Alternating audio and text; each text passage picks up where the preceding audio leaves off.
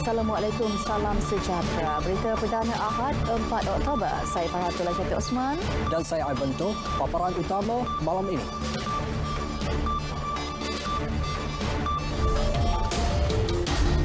Perintah Kawalan Pergerakan diperketatkan bersasar pentadbiran di penjara Alostar, Kedah bermula Selasa ini. Pengumuman dalam tempoh singkat penangguhan kemasukan pelajar ke IPT tidak dapat dielakkan.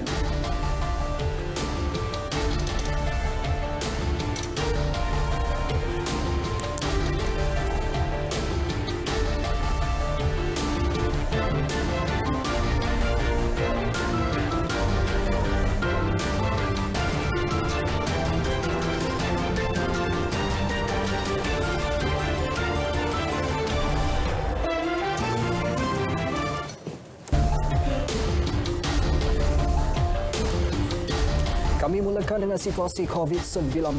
Kes baru terus mencatatkan angka 3 digit dengan 293 kes hari ini yang menjadikan jumlah keseluruhan 12,381 kes. Ketua Pengarah Kesihatan Tan Sri Dr. Nur Hisham Abdullah dalam satu kenyataan media memaklumkan daripada jumlah itu 292 merupakan kes penularan tempatan. Menerusi penularan tempatan yang melibatkan 269 warga negara dan 23 lagi bukan warga negara. Sementara itu, 67 kes sembuh dan dibenarkan discharge menjadikan jumlah kumulatif sebanyak 10,283. 4 daripada 28 kes yang dirawat di unit rawatan rapi memerlukan alat bantuan pernafasan. Tiada kes kematian dilaporkan. Berikut data terkini COVID-19 dalam negara. Diikuti kes positif harian mengikut negeri-negeri.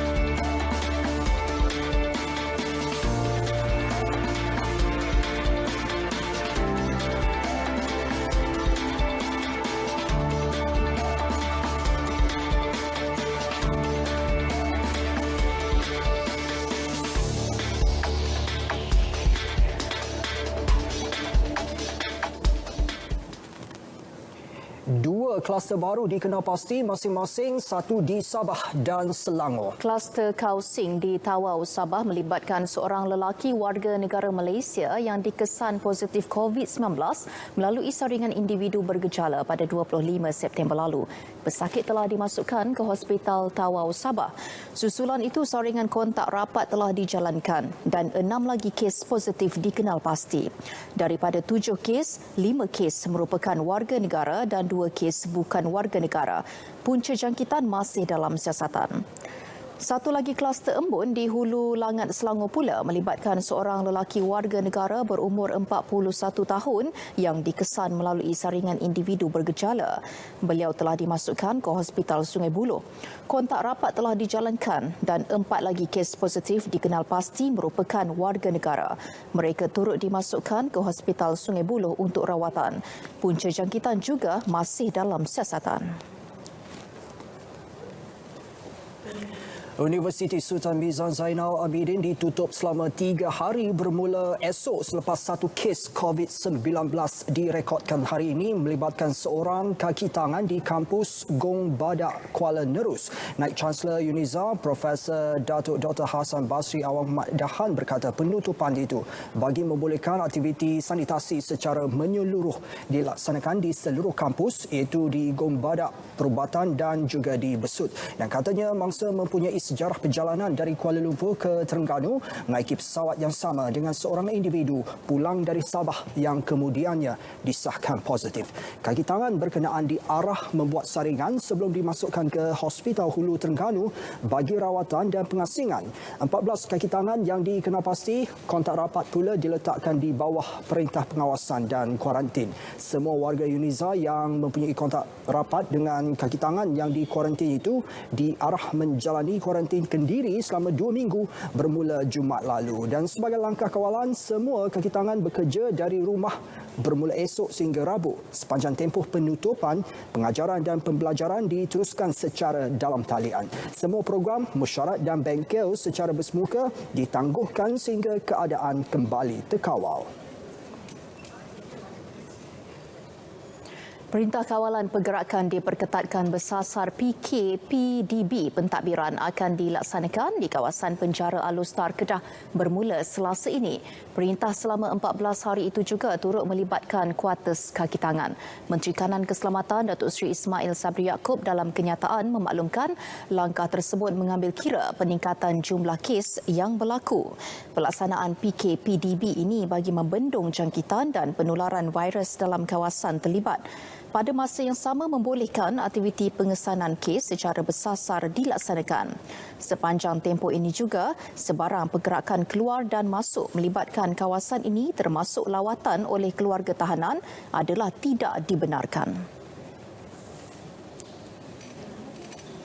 Sementara itu, 433 individu ditahan atas kesalahan ingkar arahan PKPP semalam. 2 kesalahan tertinggi direkodkan adalah tidak memakai pelitup separuh muka 157 kes dan aktiviti di pub atau kelab malam 126 kes. Kesalahan lain ialah gagal menyediakan peralatan rekod atau butiran diri 49 kes, tiada penjarakan fizikal 46 kes, aktiviti perjudian 36 kes, menggaji warga asing tanpa permit sah 18 kes dan 1 kes penahanan parti. Daripada keseluruhan berkenaan, 345 daripadanya di kompaun, 60 direman manakala 28 lagi dijamin. Menerusi operasi benteng pula, 76 parti dan seorang penyeludup ditahan. 27 daripada parti tersebut tidak mempunyai dokumen pengenalan diri yang sah serta cuba keluar melalui jalan yang tidak diwatakan di sekitar Hotel Desaru, Johor. Di Pulau Pinang pula, sebanyak 2 kompaun telah dikeluarkan kepada 2 penganjur pasar sehari penaga di seberang Perai Utara semasa operasi bersepadu pematuhan pemantauan SOP. Operasi tersebut dilakukan dengan kerjasama Polis Daerah 1 Seberang Perai Utara SPU bersama beberapa agensi kerajaan lain. Ketua Polis Daerah Seberang Perai Utara, Asisten Komisioner Nur Zaini Muhammad Nur berkata, kompaun dikenakan kepada penganjur kerana gagal mematuhi SOP seperti menyediakan laluan sehala masuk dan keluar bagi orang awam. Tujuan kita buat operasi ini ialah kita nak melihat ketidakpatuhan SOP di pasar sehari di Penaga ni, di mana kita menerima maklumat mengatakan orang ramai yang mengunjungi di tempat pasar sehari ini gagal mematuhi SOP yang telah ditetapkan oleh Majlis Keselamatan Negara. Jelasnya, para peniaga dan orang awam yang hadir juga tidak menjaga jarak fizikal antara satu sama lain. Ini bermakna pihak penganjur gagal mengawal pihak peniaga dan pelanggan untuk mematuhi SOP. Notis penutupan bermula minggu hadapan akan dikeluarkan esok oleh Majlis Bandaraya Seberang Perai MBSP kepada 2 penganjur pasar berkenaan.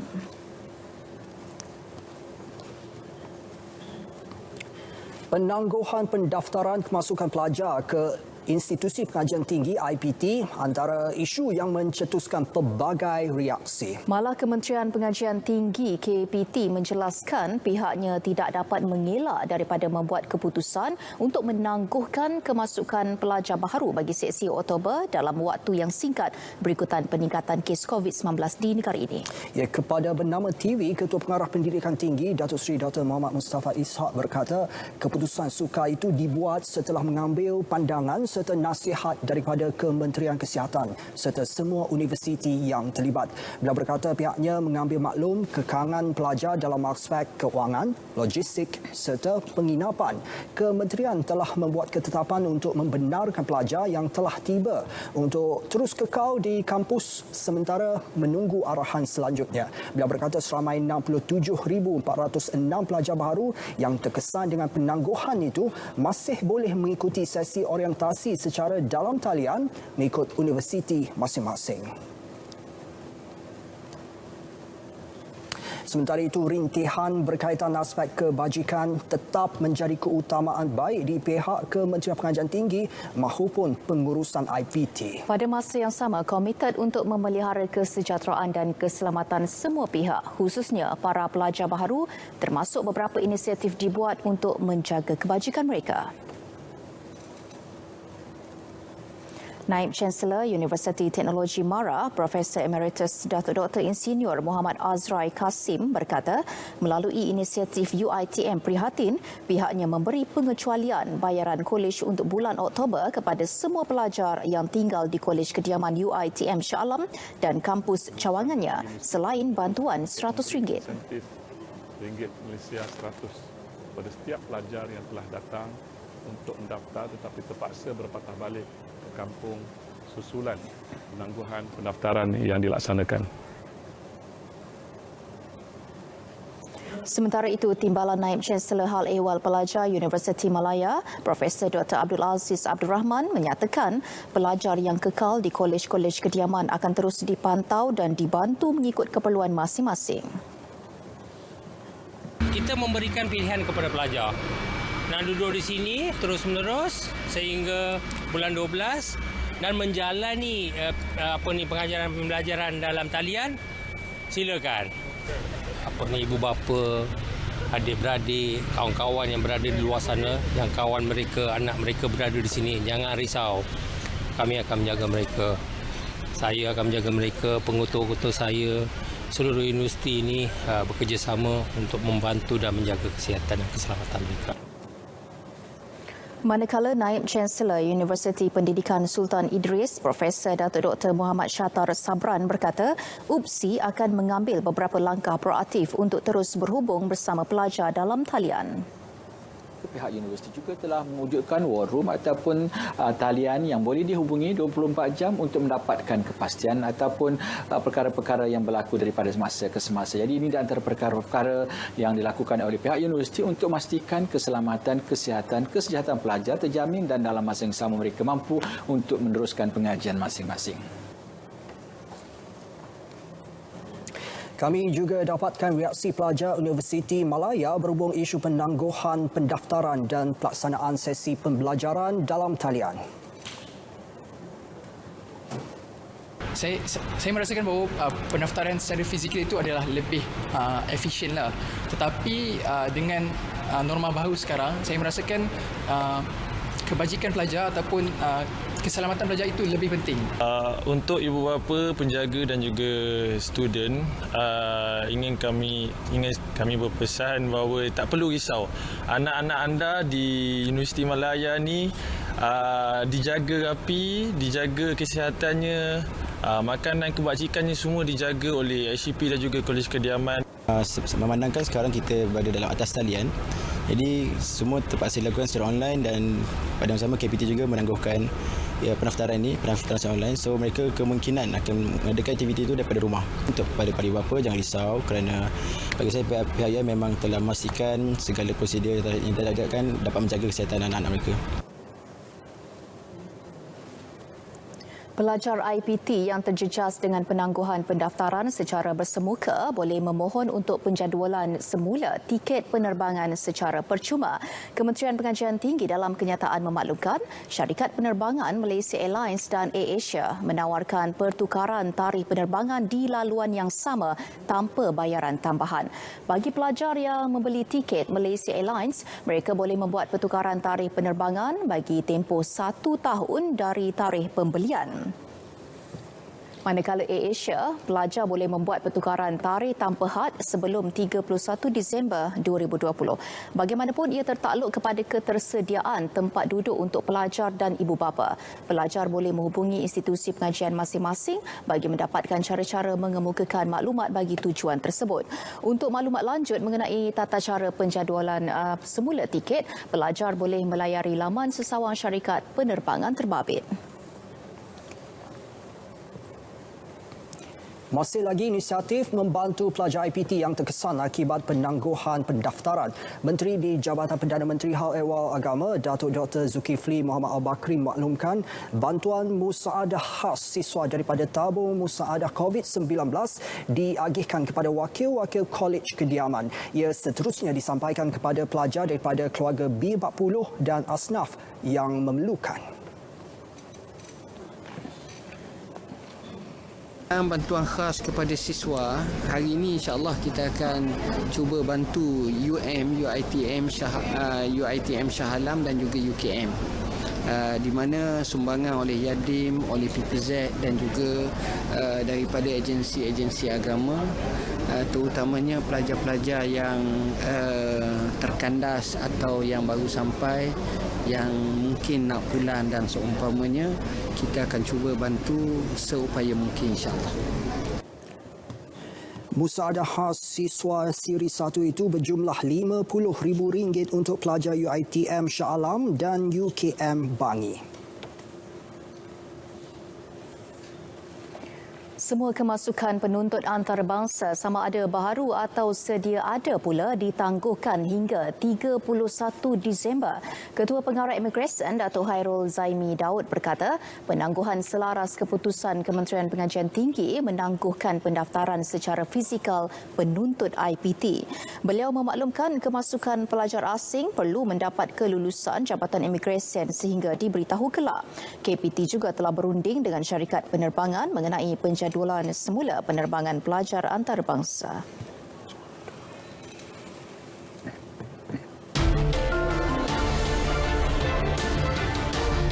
Buli warga Mas 4 remaja di Reman 3 hari bermula hari ini bagi membantu siasatan. Laporannya seketika nanti.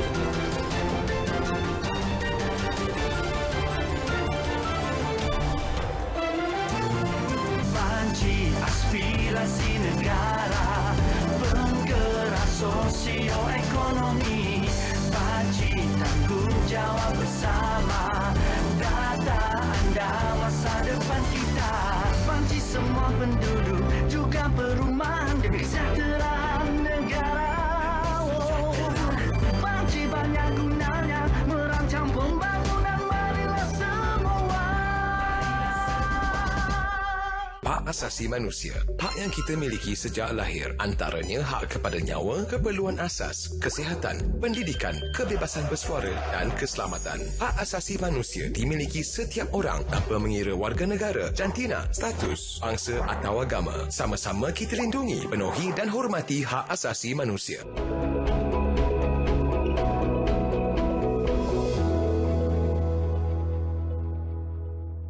Assalamualaikum dan salam sejahtera. Kita mulakan laporan cuaca pada malam ini dengan melihat terlebih dahulu pada paparan imej carta angin semasa, di mana diperhatikan keadaan angin ketika ini bertiup dengan agak kencang, terutamanya melibatkan kawasan perairan Laut Cina Selatan dengan kelajuan angin boleh mencapai sehingga 50 km per jam dan juga boleh menyebabkan ketinggian ombak mencecah sehingga 3.5 meter.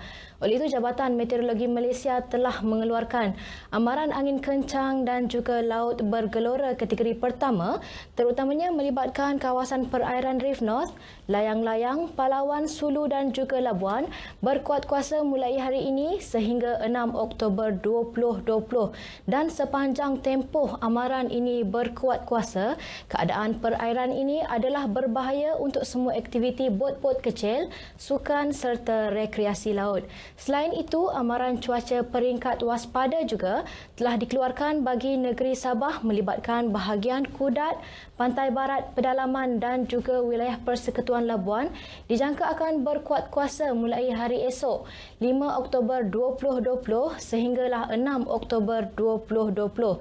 Selain itu, amaran cuaca peringkat waspada juga telah dikeluarkan bagi negeri Perlis, Kedah dan juga Pulau Pinang berkuat kuasa mulai 7 hingga 9 Oktober 2020 dan sepanjang tempoh amaran ini berkuat kuasa, hujan lebat berterusan dijangka boleh berlaku melibatkan kawasan-kawasan yang terlibat. Oleh itu, orang awam di kawasan yang terlibat diminta untuk lebih berhati-hati dan sentiasa peka dengan keadaan cuaca semasa. Baik, ini sahaja ramalan cuaca yang dapat saya kongsikan pada malam ini. Berikut pula merupakan ramalan cuaca bagi bandar-bandar utama di seluruh Malaysia untuk sepanjang pagi esok. Sekian dahulu dari Jabatan Meteorologi Malaysia. Saya Atikah Marziah. Assalamualaikum dan salam sejahtera.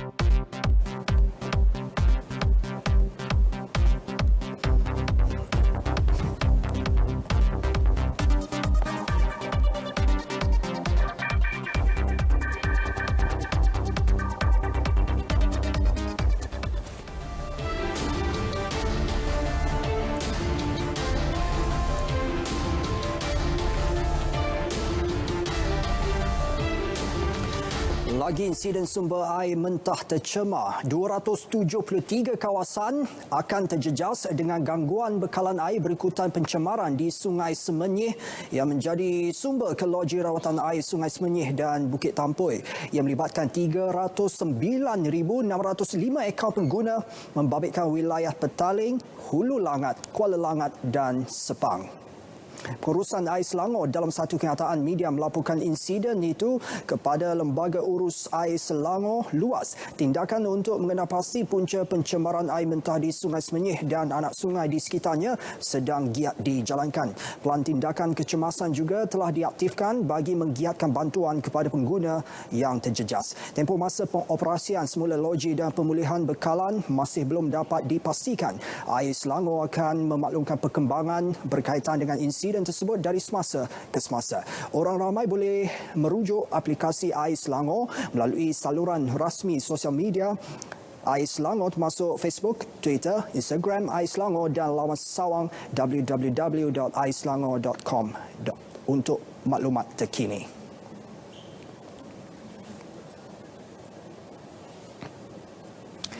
Tiada cadangan untuk menghentikan kelas fizikal bagi kelas Al-Quran dan Fardu Ain Kafar buat masa ini mahupun menggantikannya dengan kelas secara dalam talian. Menteri di Jabatan Perdana Menteri Hal Ehwal Agama Datuk Dr. Zulkifli Mohamed Al-Bakri menjelaskan JAKIM akan mendapatkan nasihat dan saranan daripada Kementerian Pendidikan dan Kementerian Kesihatan terlebih dahulu sebelum membuat sebarang keputusan.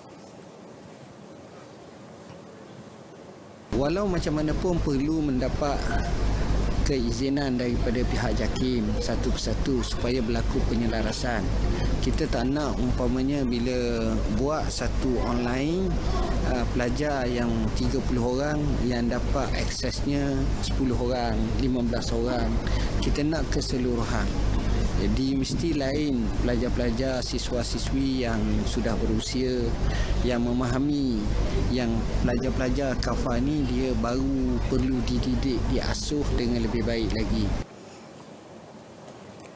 Meskipun kelas kafar masih berjalan seperti biasa, pihak JAKIM sentiasa mengikuti SOP yang ditetapkan Kementerian Pendidikan. Namun jika keadaan mendesak, JAKIM tiada halangan untuk membenarkan kelas kafar terlibat menjalankan kelas dalam talian asalkan pembelajaran tidak tergendala. Terdahulu beliau merasmikan majlis penutup dan penyampaian hadiah Majlis Tilawah dan Hafazan Al-Quran Kafar Peringkat Kebangsaan 2020.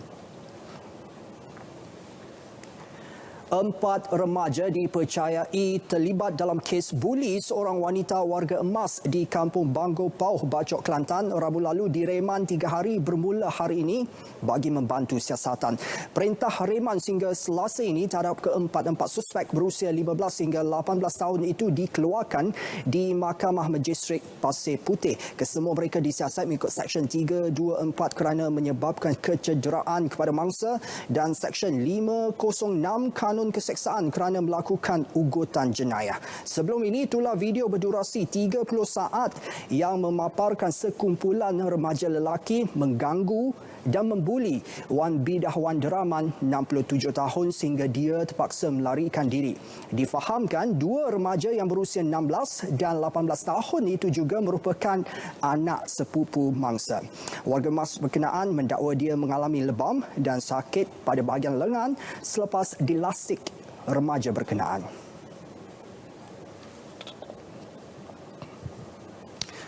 Dan ini pula tular rakaman video menunjukkan kenderaan pacuan 4 roda dipandu seorang lelaki secara berbahaya dan melawan arus. Suspek 59 tahun ditahan polis di Labuan hari ini. Menurut Ketua Polis Labuan, Superintendent Muhammad Farid Ahmad, kejadian berlaku di Jalan Kinabenua menghala ke Jalan Sungai Keling, Ranca-Ranca. Suspek yang dipercayai mabuk ditahan mengikut Seksyen 42-1 Aktaf Pengangkutan Jalan 1987 kerana melakukan kesalahan memandu secara melulu dan bahaya.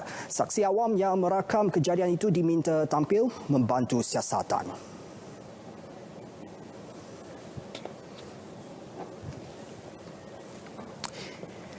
Potong anggota badan, pukul menggunakan alat tajam atau keras serta melemaskan haiwan di dalam mesin basuh. Itu antara kes penganiayaan haiwan yang pernah dilaporkan di negara ini.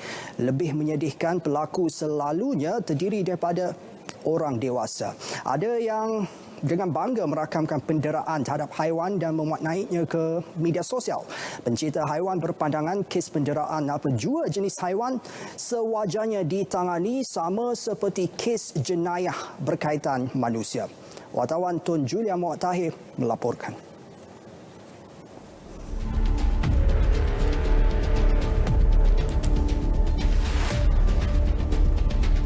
Satu, 2, 3.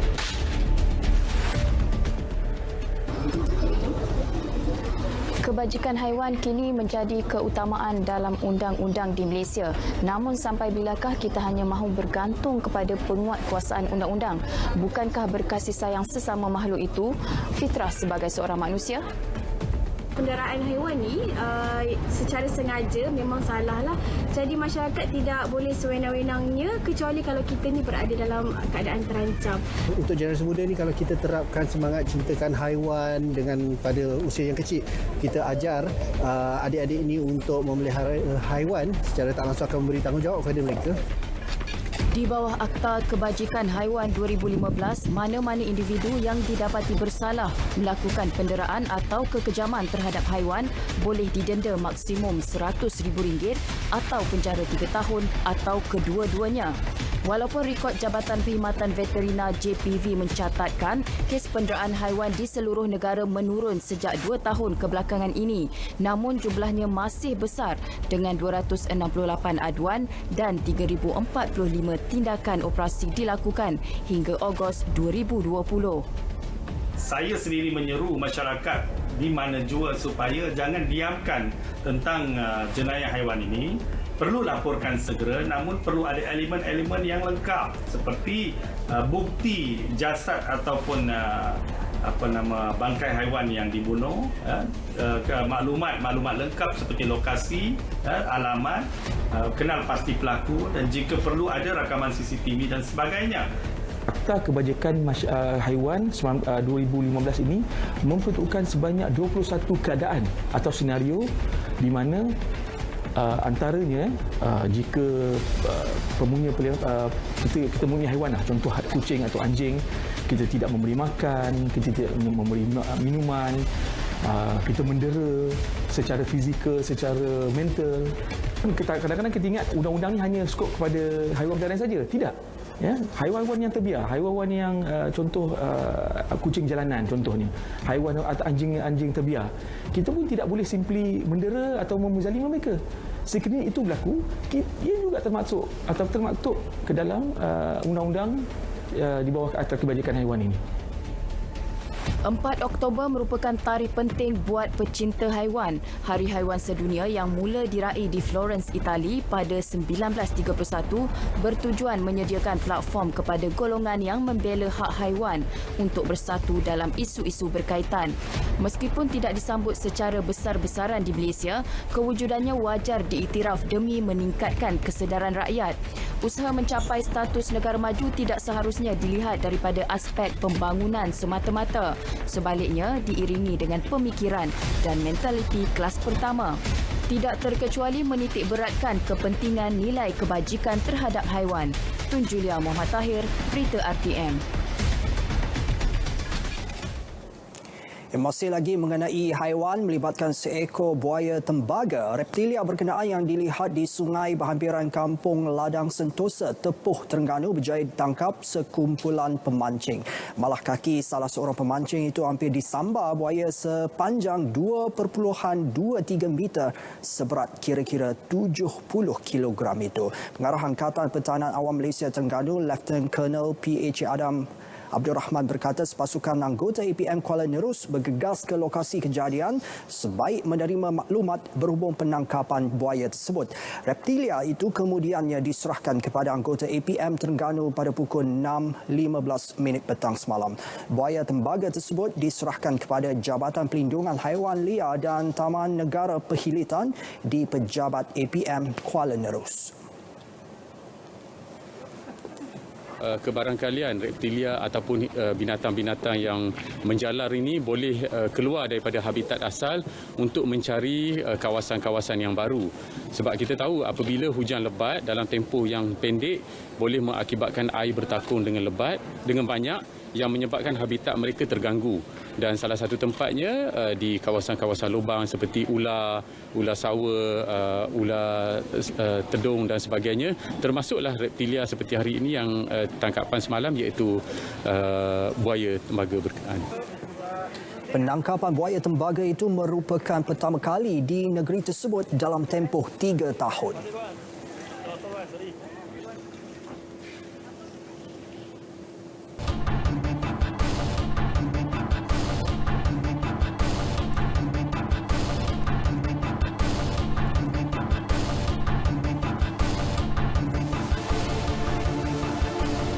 Lanjutan diskaun elektrik sehingga 50% memberi manfaat kepada perusahaan kecil dan sederhana PKS yang mengalami kemerosotan dalam perniagaan sejak PKP dilaksanakan.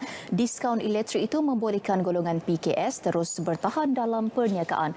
Pakar ekonomi Institut Demokrasi dan Hal Ehwal Ekonomi Adli Amirullah ketika dihubungi RTM menjelaskan polisi itu hanya dilaksanakan ketika negara mengalami krisis tertentu seperti penularan pandemik COVID-19 yang menjejaskan pendapatan rakyat.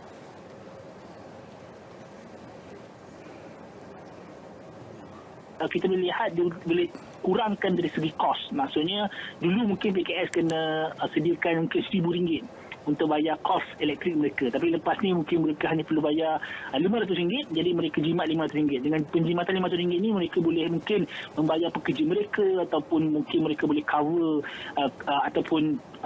cover mereka punya losses ataupun kerugian.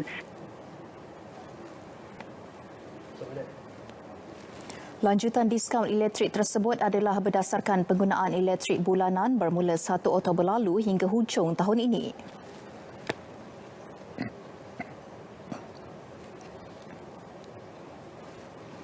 Industri peladangan di negara ini masih tertakluk kepada peraturan dan undang-undang sedia ada yang ditetapkan kerajaan. Tegas Pengerusi Majlis Pensijilan Minyak Sawit Malaysia MPOCC Muhtar Suhaili, isu penggunaan buruh paksa tiada sama sekali.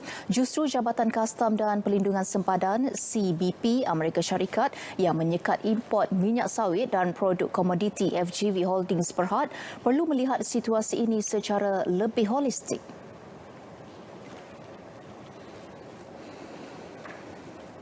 Pelaksanaan polisi keselamatan dan kesihatan pekerja. Inilah yang kita sebutkan bahawasanya kita komited bahawasanya tidak ada buruh paksa, tidak ada buruh kanak-kanak. Bahkan kita perlu memastikan semua peladangan ini mematuhi Akta Immigration, mematuhi Akta Anti Pemerdagangan Manusia dan Anti Penyeludupan Migran yang berkuasa di Malaysia ini bagi memastikan tidak adanya isu-isu yang berkaitan. Selain itu, penilaian risiko perlu dilakukan bagi melihat impak kepada pihak terlibat. Ia sekaligus menambah baik perkara tersebut bagi mengelakkan isu sama pada masa hadapan yang memberi kesan kepada industri sawit termasuk peneroka dan pekebun kecil tempatan. Tambahnya, usaha Kementerian Perusahaan, Peladangan dan Komoditi menghantar laporan penuh berhubung buruh Malaysia kepada Jabatan Buruh Amerika Syarikat adalah satu inisiatif yang wajar bagi mengelakkan sekatan sawit pada masa hadapan.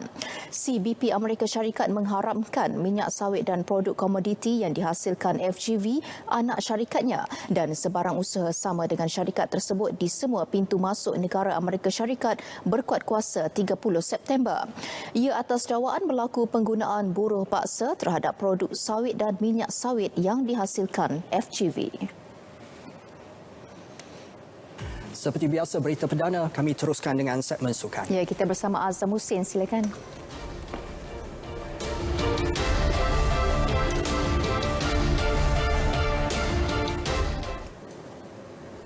Safawi Rashid sedia tempur nama di benua Eropah.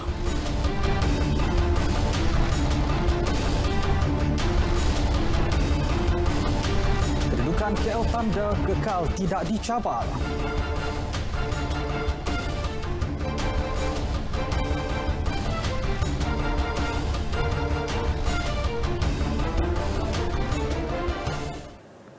Terima kasih Ivan dan Fahatul. Assalamualaikum dan salam sejahtera. Saya masukkan malam ini kita memulakan dengan perkembangan bola sepak dalam negara.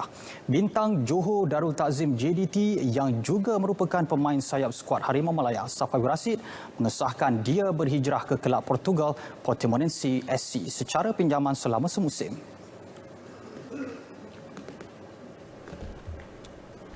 Safawi menjelaskan dia akan berusaha menggunakan tempoh itu sebaik mungkin bagi membuktikan dirinya layak untuk beraksi di benua Eropah. Ini kerana katanya peluang seperti itu hanya datang sekali seumur hidup dan akan menjadi suatu nilai yang berharga sekiranya dia mampu menyerlah di sana. Bagi ni lah, macam saya cakap, dia nak rebut peluang dulu untuk first 11 and then saya akan show everything apa yang saya ada. InsyaAllah saya harap saya pergi sana, kaki kiri saya menjadi lah. Safawi yang berlepas ke Portugal jam 11 malam tadi beraksi cemerlang dalam skuad Harimau Selatan sejak melakukan penampilan pada 27 Januari 2017. Pemain berusia 23 tahun itu membuat 101 penampilan bersama JDT, menjaringkan 47 gol dan melakukan 18 bantuan jaringan selain memenangi 4 kejuaraan Liga Super, 2 Piala Malaysia dan 3 Piala Sumbangsih bersama Harimau Selatan. Ya, ini pula perkembangan bola sepak Liga Super. 3 perlawanan berlangsung semalam. Menyaksikan pasukan Selangor bangkit selepas prestasi merudum dengan berpesta gol menentang PDRM. Pahang terpaksa berpuas hati berkongsi mata dengan The Boss Gores, manakala Felda United tersungkur di laman sendiri apabila bocor 3 gol bertemu Terengganu. Skuad The Red Giants membelasah PDRM 7-0 dalam perlawanan ke-10 Liga di Stadium Bola Sepak Kuala Lumpur Ceras. Pesta gol bermula pada minit ke-19 apabila penyerang import dari Nigeria, Ife Dayo, menanduk masuk hantaran Muhammad Ashmawi Mat Yakin dari sebelah kanan. Diikuti gerakan solo Sean Selvaraj yang melepaskan rebatan cantik dari luar kotak penalti 7 minit selepas gol pertama dan menjaringkan gol kedua pribadinya pada minit ke-33. Bersambung babak kedua, Selangor semakin bernafsu apabila terus melebarkan kelebihan dengan gol keempat hasil jaringan Brandon Gunn. PDRM terus dihukum dengan gol kelima pasukan pelawat oleh Fedayo sebelum Safwan Barudin mencetak namanya dalam senarai penjari pada minit ke-80.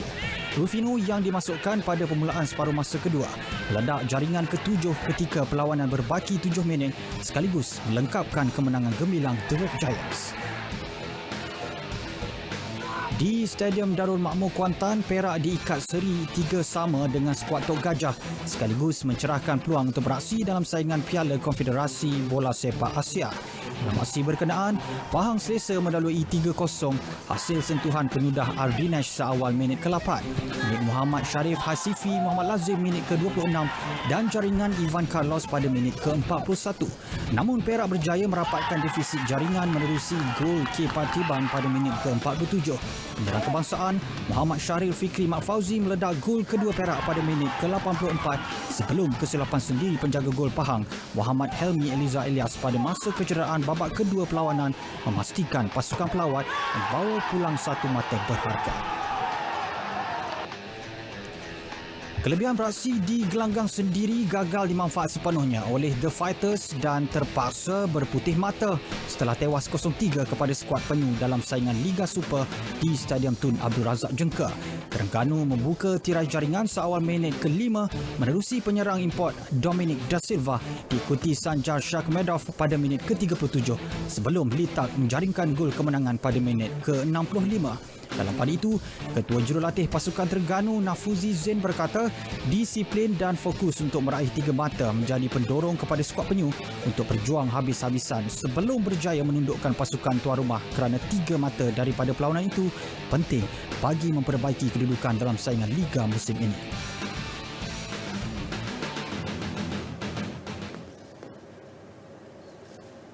Ya, sementara itu, pengendali interim pasukan Selangor Mikael Faitenbeiner berpuas hati dengan prestasi skuad kendaliannya yang mencatat kemenangan besar 7-0 ke atas pasukan tercorot Liga Super PDRM.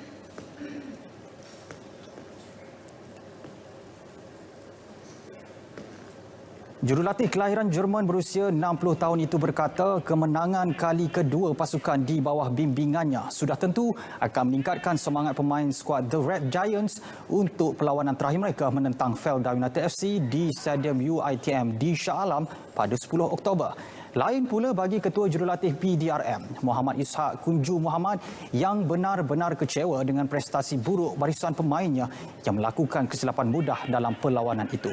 Bagaimanapun beliau menerima kekalahan dengan hati terbuka meskipun beberapa gol mudah dilepaskan begitu sahaja anak buahnya kepada pihak lawan.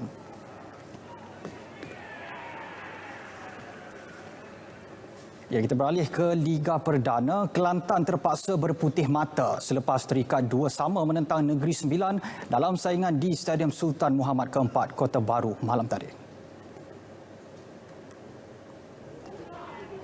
Negeri Sembilan terlebih dahulu di depan menerusi sepakan penalti yang disempurnakan Hossein Neto pada minit ke-14 berpunca daripada tindakan pertahanan Kelantan Khairul Ashraf Ramli yang menjatuhkan Nur Syami Izzuan. Tersentak dengan jaringan awal pelawat, Kelantan bangkit mengikat kedudukan 1-1 menerusi jaringan Muhammad Amir Syafiq pada minit ke-28.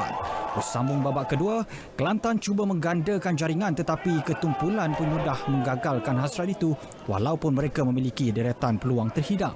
Gol yang dicari Kelantan akhirnya kunjung tiba pada minit ke-82 apabila perancang tengah sensasi Nik Akif Syairan Nikmat tenang menyempurnakan sepakan penalti. Ketika Kelantan hampir meraih 3 mata penuh, Igor Canero muncul watak pemusnah apabila meledak gol penyamaan Negeri Sembilan pada minit ke-87. Tamat perlawanan, Kelantan 2, Negeri Sembilan 2. Ini pula Liga Sepak Takraw Kebangsaan STL 2020. Perlawanan hari kedua menyaksikan pasukan Kuala Lumpur Thunder mengekalkan rekod tanpa kalah. Malah masih kekal di kedudukan teratas sehingga hari ini. Kemenangan penuh debaran dalam 3 set perlawanan menundukkan Johor Tigris 2-1 menjadikan KL Thunder sebagai pasukan terkuat dan digeruni. Ketinggalan 11 mata dalam set pertama, Johor Tigris menguasai gelanggang dengan kemenangan 21-10 kepada KL Thunder. Bagaimanapun, pasukan yang dibarisi Amirul Zazwan, Syahir Rusdi dan Hanafiah Dolah kembali memberi serangan agresif pada set kedua perlawanan dengan kemenangan 21-15. Bersambung pada set ketiga perlawanan, kedua-dua pasukan dilihat saling bergelut untuk menguasai permainan terutama pada ketika KL Thunder berjaya menyamakan kedudukan 7 sama. Hanafi Abdullah mengalami kecederaan ringan. Aksi sengit daripada pasukan Selatan yang diwakili Faisal Fuad, Nur Aizat Nordin dan Mukhlis Borhan sedikit sebanyak berjaya mencabar KL Thunder apabila berjaya mendominasi perlawanan di saat-saat akhir. Pun begitu, tidak goyah dengan tekanan yang diterima, KL Thunder berjaya meninggalkan pihak lawan dengan kemenangan tipis 24-22 sekaligus menamatkan perlawanan. KL Thunder akan bertemu Penang Black Panthers esok, sementara Johor Tigris pula bakal bertemu PDRM Defenders. Dalam perkembangan lain, bangkit daripada kekalahan pada hari pertama perlawanan, Kelantan Warrior menang 2-0 menentang Perak Bison. Dibarisi Adam Aiman Zainul, Wan Naim Izani dan Aidil Aiman Azwawi, pasukan itu berjaya menundukkan lawan pada set pertama 21-15 dan set kedua 21-17. Ya, tiada lagi isu dua pertubuhan di dalam silat seni gayung apabila Jabatan Pendaftaran Pertubuhan ROS meluluskan pindaan Perlembagaan Pertubuhan Silat Seni Gayung Malaysia Kebangsaan PSS GMK pada 14 September lalu. Yang dipertuanya, Dato' Adi Wijaya Abdullah berkata, kelulusan pindaan perlembagaan buat kali pertama ini sekaligus mengiktiraf pertubuhan itu sebagai badan induk tunggal silat seni gayung. Pindaan perlembagaan berkenaan, ROS secara sah mengiktiraf PSS GMK sebagai pentadbir pertubuhan gayung kebangsaan sekaligus menjawab kekeliruan banyak pihak termasuk pesilat gayung sendiri. Kesyukuran kita atas dasar yang mana kita dalam pembicaraan ada satu kumpulan yang membuat tuntutan untuk mengambil ataupun apa sahaja yang ada silat gayung Malaysia kebangsaan ini, kita dapat mempertahankannya dan kita dalam kes tersebut yang dibawa oleh peguam kita Tengku Amiruddin telah kita berjaya untuk memblok ataupun menyanggah tuntutan mereka. Menerusi perkembangan terbaru ini, kemelut sejak 2015 dapat diatasi apabila ada pihak mengaku sebagai pemilik pertubuhan seni silat berkenaan. Ya, kita ke perkembangan Liga Perdana Inggeris. Bagaikan bisa sudah kembali buat pasukan Chelsea selepas membenam Crystal Palace 4-0 pada saingan di Stamford Bridge, sekaligus skuad bimbingan jurulatih Frank Lampard itu naik ke tangga keempat Liga. Selepas bermula perlahan dalam babak pertama di Stamford Bridge, pertahanan kiri Ben Chilwell memecah kebuntuan menerusi jaringannya hanya 5 minit selepas perlawanan bersambung. Gol tersebut nyata membakar semangat anak-anak buah Frank Lampard untuk terus menambah jaringan sebelum Kurt Zouma meledak gol kedua The Blues pada minit ke-66. Chelsea semakin selesa di depan apabila Jorginho menyudahkan dua sepakan penalti pada minit ke-78 dan 82 permainan selepas pertahanan Palace Mamadou Sakho menjatuhkan Kai Havertz di dalam kotak penalti. Ya, itu sahaja perkembangan sukan untuk malam ini. Berita perdana diteruskan dengan segmen hashtag bersama dengan Ivan dan Farhatul. Silakan. Terima kasih.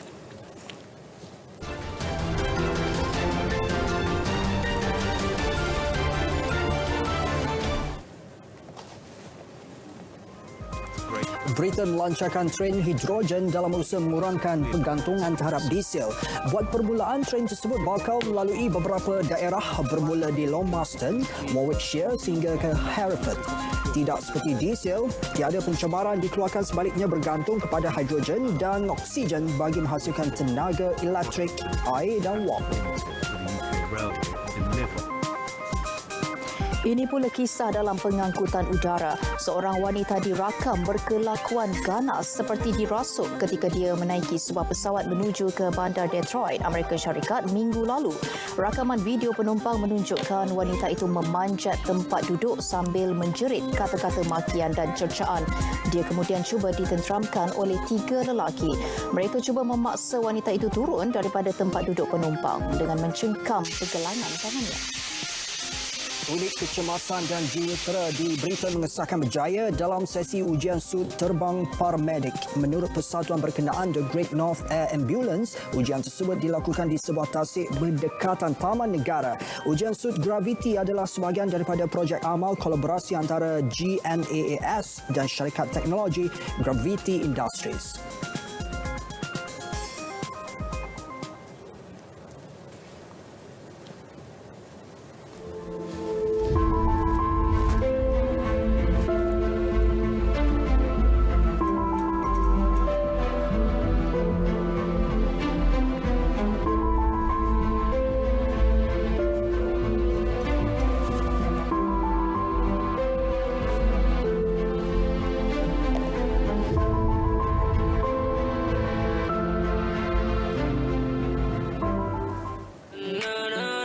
Sebentar ku pulang, cari rezeki sebentar untuk aku bawa pulang. Untuk keluarga aku sayang sanggup biar ku tak makan. Janji terasa senang walaupun banyak yang kurang. Asal ku rasa tenang, sebentar ku pulang, cari rezeki sebentar untuk aku bawa pulang.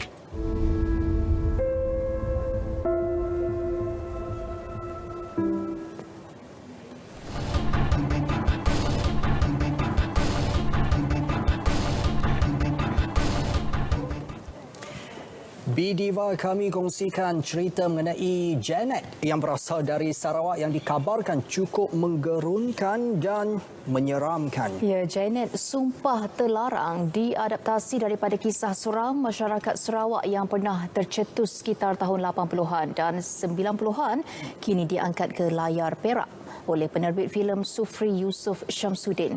Walaupun sudah lama, namun sehingga kini kisah Janet tidak pernah diangkat sehinggalah penggambaran filem bergenre seram dan thriller ini dibuat dengan sedikit rombakan. Dibintangi pelakon handalan Esma Daniel dan barisan pelakon dari Sarawak seperti Safar Ghaffar, Bulan Terry Natasha dan Carmine sebagai peneraju.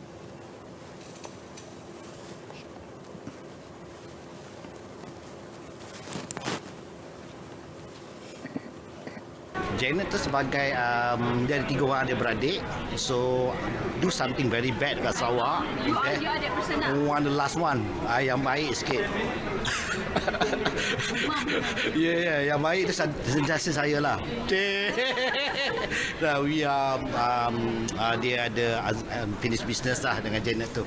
The cabaran is me wearing the makeup the whole time and standing in the dark alone dekat jauh-jauh, and then the cameraman, I mean like the director, diorang semua jauh except for me yang macam it's okay if you see one, it's okay, just buat dono je. Yeah, that's the cabaran for me lah, but everything is fine.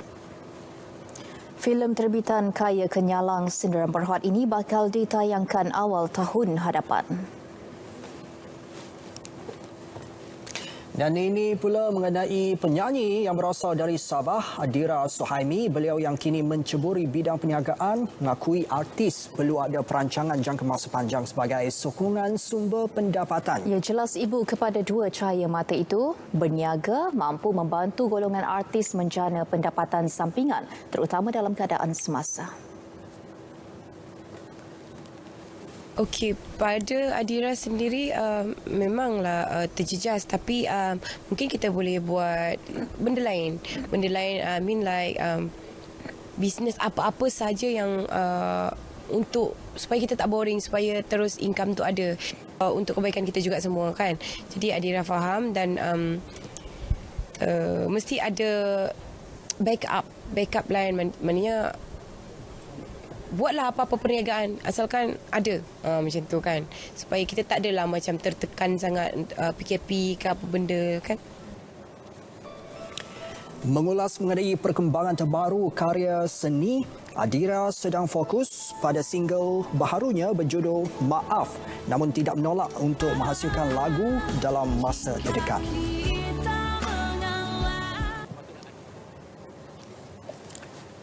Pementasan semula teater musikal Usup Yeye dengan penuh bertenaga berjaya memukau penonton. Ya, teater musikal arahan Art Omar itu dipentaskan selama 3 hari bermula 2 Oktober di Auditorium Jabatan Kesenian dan Kebudayaan Negara JKKN Perak di Ipoh. Teater musikal ini merupakan adaptasi kisah hidup penyanyi Kugiran Les Ayu yang mengetengahkan perjalanan antara cita dan cinta. Ia bermula tertubuhnya Kugiran Les Ayu dan sehinggalah berakhirnya saat kemuncak kegemilangan mereka. Sebuah pementasan yang digarap dan digubah dalam bentuk theatrical musical dan disarikan dengan konsep muzik dan suasana bertema 60-an. Pementasan kali pertama teater ini pada 2008. Dan juga kita ada masukkan elemen-elemen yang penting seperti moving set dan juga dari segi arrangement lagu. Kalau dulunya arrangement lagunya agak kurang, tapi kali ini kita tambahkan dengan lebih instrumen dan juga penambahan chorus untuk lagi memantapkan musikal ini. Mesej nak gabarkan dari dulu, satuan atau kumpulan atau gugiran juga, dia tak mestinya 100% perfect macam itu. Dia mesti ada kadang-kadang kita berkelahi kerana itu, berkelahi kerana ini. Jadi sebagai penyanyi, biasa sampai sekarang pun bila kita seorang penyanyi memang banyak peminat. Itulah. Jadi mesejnya nak mengatakan keadaan sebenar sekarang lebih kurang yang dulu, tapi cara lain. Pementasan teater yang berlangsung selama 2 jam itu membariskan beberapa pelakon muda, antaranya Faha Azhar yang memegang watak utama sebagai Usup, Intan Syafiqah sebagai Suzy dan Dila Manan sebagai Anne. Berita perdana 4 Oktober berakhir di sini. Terima kasih atas kesetiaan anda. Ya, sentiasa berwaspada dan amalkan kendiri secara ketat terutama di kawasan sesak dan sempit. Sama-sama kita mencegah penularan COVID-19. Assalamualaikum. Salam sejahtera.